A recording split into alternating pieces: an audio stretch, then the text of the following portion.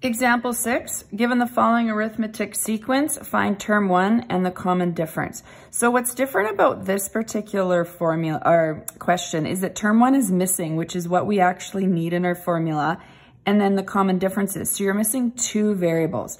So right now we know that term 2 is 7 and 1, 2, 3, 4, 5.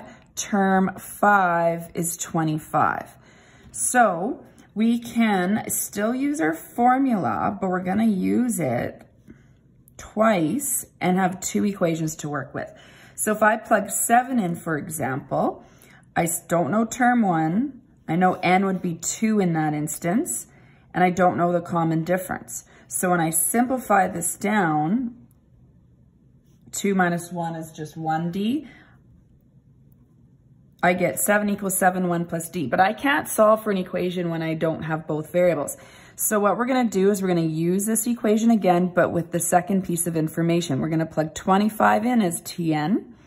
We don't know term 1, but we know when the final term is 25 that n is 1. So when we simplify this equation, this becomes a 4 in front of the d. So now, if you have 2 equations and they have the same 2 variables, term 1 and d, you can solve using systems. So that unit on systems we did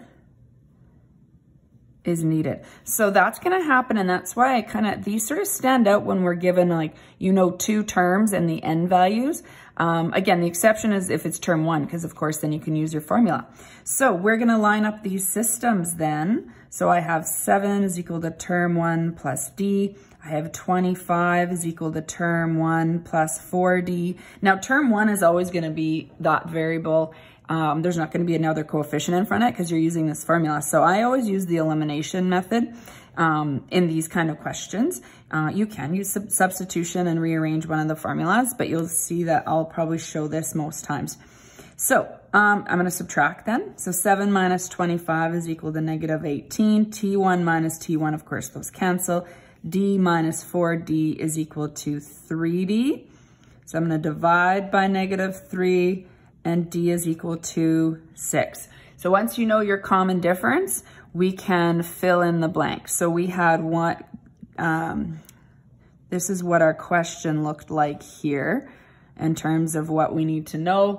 So if the common difference is 6, what plus 6 gave 7, or 7 minus 6 would give you 1?